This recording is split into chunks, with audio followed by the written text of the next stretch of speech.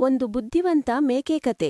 ನವಪುರ ಗ್ರಾಮದಲ್ಲಿ ಒಬ್ಬ ರೈತನ ಮನೆಯಲ್ಲಿ ನೀಲು ಎಂಬ ಮೇಕೆ ಇತ್ತು. ಅದಕ್ಕೆ 3 ಮಕ್ಕಳಿದ್ದವು. ಅದು ಯಾವಾಗಲೂ ತನ್ನ ಮಕ್ಕಳ ಬಗ್ಗೆ ಚಿಂತೆ ಮಾಡುತ್ತಿತ್ತು. ಏಕೆಂದರೆ ಹಳ್ಳಿಯ ಅಂಚಿನಲ್ಲಿ ಕಾಡಿತ್ತು.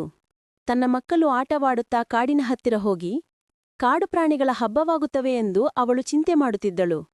ಈ ಆಲೋಚನೆಯಿಂದ ಅವಳು ಚಿಂತಿತಳಾಗಿದ್ದಳು. ಮೇಕೆ ಯಾವಾಗಲೂ ತನ್ನ ಮಕ್ಕಳಿಗೆ ಮಾರ್ಗದರ್ಶನ ನೀಡುತ್ತಿತ್ತು. ಎಂದಿಗೂ ಕಾಡಿನ ಕಡೆಗೆ ಹೋಗಬಾರದು. ಆದರೆ ಒಂದು ದಿನ ಆಡಿನ ಮರಿ ಕೇಳುತ್ತದೆ. ರೈತನ ಮಗ ಮತ್ತು ಕುರುಬನ ನಡುವಿನ ಸಂಭಾಷಣೆ. ಕಾಡಿನಲ್ಲಿ ಎಲ್ಲೆಡೆ ಹಸಿರು ಮೇವೂ ಇರುತ್ತದೆ.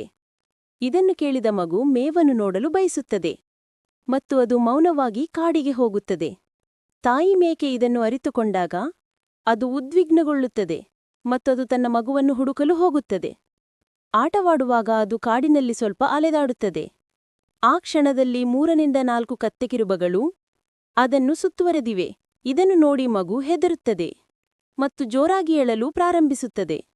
ತನ್ನ ತಾಯಿಯನ್ನು ಕರೆಯಲು ಪ್ರಯತ್ನಿಸುತ್ತದೆ. ಇದನ್ನು ನೋಡಿ ಎಲ್ಲಾ ಕತ್ತೆಕಿರುಬಗಳು ನಗಲು ಶುರುಮಾಡುತ್ತವೆ. ವಾಹ್, ಎಂತಹ ರುಚಿಕರವಾದ ಊಟ! ನಿನ್ನೆ ಮೊನ್ನೆ ನಾವು ಅವನನ್ನು ಕಂಡುಕೊಂಡಿದ್ದರೆ ಎಷ್ಟು ಚೆನ್ನಾಗಿರುತ್ತಿತ್ತು. ಏಕೆ ಹಾಗೆ? ಏಕೆಂದರೆ ಅದು ನನ್ನ ಹುಟ್ಟುಹಬ್ಬವಾಗಿತ್ತು. ಪಾರ್ಟಿ ಇನ್ನಷ್ಟು ಮಜವಾಗಿರುತ್ತಿತ್ತು. ಪರವಾಗಿಲ್ಲ, ನಾವು ತಡವಾಗಿ ಹುಟ್ಟುಹಬ್ಬದ ಪಾರ್ಟಿ ಮಾಡಬಹುದು. ನಮ್ಮ ತಡವಾಗಿ ಬಂದ ಪಾರ್ಟಿ ಹೆಚ್ಚು ತೂಕವಿರುವ ಪಾರ್ಟಿಯಂತಿದೆ. ಹೌದು, 250 ಗ್ರಾಂ ಸಂಪೂರ್ಣ, ಕೆಜಿ ಉಚಿತ. ನೀವೀಗಲೇ ಬಯಸಿದರೆ ನಮ್ಮಿಬ್ಬರನ್ನು ತಿನ್ನಬಹುದು.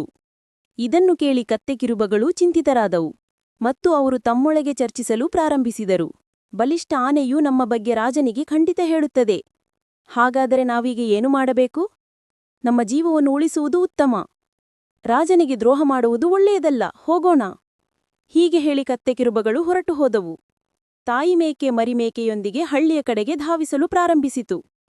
ಅವರು ಸ್ವಲ್ಪ ಮುಂದೆ ಹೋದಂತೆ ಇದ್ದಕ್ಕಿದ್ದಂತೆ ಅವರು ಸಿಂಹರಾಜನನ್ನು ನೋಡುತ್ತಾರೆ. ಸಿಂಹರಾಜ ಘರ್ಜಿಸುತ್ತಾನೆ. ಇದನ್ನು ನೋಡಿ ಮರಿಮೇಕೆ ಭಯಭೀತವಾಗುತ್ತದೆ. ಸಿಂಹ ಒಂದೇ ಜಿಗಿತದಲ್ಲಿ ಅವರ ಮುಂದೆ ಹಾರಿ ಹೋಗುತ್ತದೆ.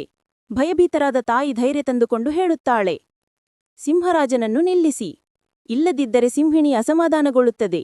ಸಿಂಹಿಣಿ ಎಲ್ಲಿದೆ? ಮೂರ್ಖ ಮೇಕೆ, ನೀವು ನಿಮ್ಮನ್ನು ಸಿಂಹಿಣಿ ಎಂದು ಭಾವಿಸುತ್ತೀರಾ? ಇಲ್ಲ, ನಾನು ನಿಮ್ಮ ಸಿಂಹಿಣಿಯ ಬಗ್ಗೆ ಮಾತನಾಡುತ್ತಿದ್ದೇನೆ. ನನ್ನ ಸಿಂಹಿಣಿಯ? ಹೌದು.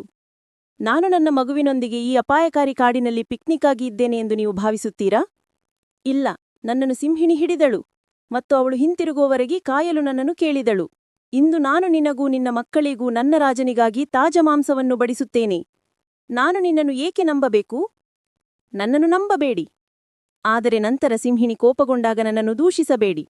ಮತ್ತು ನೀವು ಇನ್ನೂ ನನ್ನನ್ನು ನಂಬದಿದ್ದರೆ ಕಾಗೆಯನ್ನು ಕೇಳಿ. ಸಿಂಹಿಣಿಯವನನ್ನು ನನ್ನ ಮೇಲೆ ಕಣ್ಣಿಡಲು ಬಿಟ್ಟಿದೆ. ಮತ್ತು ನೀವು ಇನ್ನೂ ನನ್ನನ್ನು ನಂಬದಿದ್ದರೆ ಕಾಗೆಯನ್ನು ಕೇಳಿ. ಸಿಂಹಿಣಿಯವನನ್ನು ನನ್ನ ಮೇಲೆ ಕಣ್ಣಿಡಲು ಬಿಟ್ಟಿದೆ.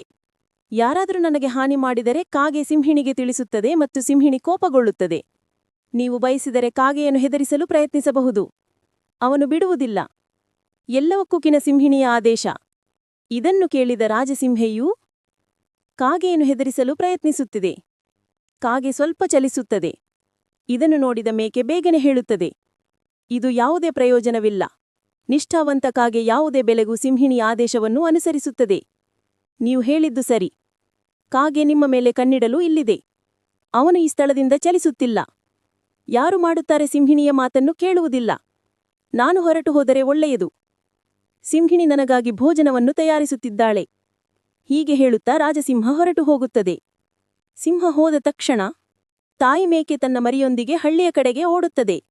ಸಿಂಹ ಹೋದ ತಕ್ಷಣ ತಾಯಿ ಮೇಕೆ ತನ್ನ ಮರಿಯೊಂದಿಗೆ ಹಳ್ಳಿಯ ಕಡೆಗೆ ಓಡುತ್ತದೆ. ಅವರು ಸ್ವಲ್ಪ ಮುಂದೆ ಹೋದಂತೆ ಇದ್ದಕ್ಕಿದ್ದಂತೆ ಅವರು ಸಿಂಹಿಣಿಯನ್ನು ನೋಡುತ್ತಾರೆ. ಸಿಂಹಿಣಿ ಘರ್ಜಿಸುತ್ತದೆ. ಭಯಭೀತರಾದ ಮರಿಮೇಕೆ ತನ್ನ ತಾಯಿಯ ಹಿಂದೆ ಅಡಗಿಕೊಳ್ಳುತ್ತದೆ. ವಾಹ್, ರಾಜಸಿಂಹ ಇಂದು ರಾತ್ರಿ ನಿನ್ನ ಕೋಮಲ ಮಾಂಸದಿಂದ ಸಂತೋಷವಾಗುತ್ತಾನೆ. ನೀವು ಇಬ್ಬರೂ ಒಂದರಿಗೊಂದು ಸಂತೋಷಪಡಿಸಲು ಪ್ರಯತ್ನಿಸುತ್ತಿದ್ದೀರಿ. ನೀವು ಏನು ಹೇಳುತ್ತೀರಿ? ಪ್ರತಿದಿನ ನೀವು ರಾಜನಿಗೆ ಭೋಜನ ಮಾಡುತ್ತೀರಿ. ಇಂದು ರಾಜನು ನಮ್ಮನ್ನು ಬೇಟೆಯಾಡುವುದರ ಮೂಲಕ ನಿಮಗಾಗಿ ಭೋಜನ ಯೋಜಿಸಿದ್ದಾನೆ. ಆಗ ಅವನು ಏಕೆ ನಿಮ್ಮನ್ನು ಬೇಟೆಯಾಡಲಿಲ್ಲ? ಏಕೆಂದರೆ ಅವನು ನಿಮಗಾಗಿ ಹೊಸ ಭೋಜನ ಯೋಜಿಸಿದ್ದಾನೆ. ಅವನು ನಿನ್ನನ್ನು ಬೇಟೆಯಾಡುವುದರ ಮೂಲಕ ಸಿಂಹಿಣಿಗೆ ಹೊಸ ಭೋಜನ ನೀಡಲು ಬಯಸುತ್ತೇನೆ ಎಂದು ಹೇಳಿದನು. ನಿಜವಾಗಲೂ? ಅವನು ನನಗಾಗಿ ಯೋಜಿಸುತ್ತಿರುವುದು ಇದವೇ? ಹೌದು. ಗುಹೆಗೆ ಹೋಗು. ರಾಜ ಬಂದು ನಮ್ಮನ್ನು ಕರೆದುಕೊಂಡು ಹೋಗುತ್ತಾನೆ. ಸರಿ, ಆದರೆ ನಾನು ಹೋದ ತಕ್ಷಣ ನೀವು ಓಡಿ ಹೋದರೆ ಏನು? ನಾನು ಓಡಿ ಹೋಗುವುದಿಲ್ಲ. ರಾಜನು ನನ್ನ ಮೇಲೆ ಕಣ್ಣಿಡರು ಮೊಲವನ್ನು ಬಿಟ್ಟಿದ್ದಾನೆ. ನಾನು ಎಲ್ಲಿಗೆ ಹೋದರೂ ಅವನು ನನ್ನನ್ನು ಹಿಂಬಾಲಿಸುತ್ತಾನೆ ಮತ್ತು ನನ್ನ ವರದಿಗಳನ್ನು ಸಿಂಹಿಣಿಗೆ ನೀಡುತ್ತಾನೆ. ಅದು ಸರಿಯಾ ಮಿಸ್ಟರ್ ಮೊಲ? ಅವನು ನನ್ನ ಬೂಚ್ ಧ್ವನಿಗೆ ಹೇಗೆ ಪ್ರತಿಕ್ರಿಯಿಸಿದನು ಎಂದು ನೋಡಿದ್ದೀರಾ? ಅವನು ನಮ್ಮ ಮೇಲೆ ಕಣ್ಣಿಟ್ಟಿದ್ದಾನೆ. ಸರಿ, ನಾನು ಹೋಡಿ ರಾಜನನ್ನು ಕಳಿಸುತ್ತೇನೆ. ಹೀಗೆ ಹೇಳುತ್ತಾ ಸಿಂಹಿಣಿ ಹೊರಟು ಹೋಗುತ್ತದೆ. ತಾಯಿ ಮೇಕೆ ಸುತ್ತಲೂ ನೋಡುತ್ತದೆ ಮತ್ತು ತನ್ನ ಮರಿಯೊಂದಿಗೆ ತನ್ನ ಹಳ್ಳಿಯ ಕಡೆಗೆ ಓಡುತ್ತದೆ. ನಿಲ್ಲದೆ ಅವಳು ವಾಸಿಸುವ ರೈತನ ಮನೆಯ ಕಡೆಗೆ ಓಡುತ್ತದೆ. ಇತರ ಮಕ್ಕಳು ತಮ್ಮ ತಾಯಿ ಮತ್ತು ಸಹೋದರ ಹಿಂತಿರುಗಿದ್ದಾರೆಂದು ಸಂತೋಷಪಡುತ್ತಾರೆ. ತಾಯಿ, ನೀವು ಕಾಡಿಗೆ ಹೋದಿರಿ. ನಾವು ಹೆದರುತ್ತಿದ್ದೇವೆ. ನೀವು ತೊಂದರೆಗೆ ಸಿಲುಕಿದರೆ ಏನು? ನಾವು ಸಿಂಹರಾಜ, ಸಿಂಹಿಣಿ ಮತ್ತು ಕತ್ತೆಕಿರ್ಬಗಳನ್ನು ಎದುರಿಸಿದ್ದೇವೆ. ಆದರೆ ತಾಯಿ ನಮ್ಮನ್ನು ಅವೆಲ್ಲದರಿಂದ ರಕ್ಷಿಸಿದಳು. ಹೇಗೆ? ತಾಯಿ ಹೇಗೆ ಅವರೊಂದಿಗೆ ಹೋರಾಡಿದಳು? ಮಕ್ಕಳೇ, ಬನ್ನದಿಂದ ಬದುಕಲು ನಿಮಗೆ ಬುದ್ಧಿ ಮತ್ತು ತಾಳ್ಮೆ ಬೇಕು. ಯಾವಾಗಲೂ ಒಂದು ವಿಷಯವನ್ನು ನೆನಪಿನಲ್ಲಿಟ್ಟುಕೊಳ್ಳಿ. ಎಲ್ಲಾ ಸಮಸ್ಯೆಗಳನ್ನು ಮಾತು ಮತ್ತು ಬುದ್ಧಿವಂತಿಕೆಯಿಂದ ಪರಿಹರಿಸುವುದು ಯಾವಾಗಲೂ ನೆನಪಿನಲ್ಲಿಟ್ಟುಕೊಳ್ಳಿ. ಅತ್ಯಂತ ಕಠಿಣವಾದ ಸಮಸ್ಯೆಗಳನ್ನು ನಿವಾರಿಸುವುದು ಇದೇ ಮಾರ್ಗ.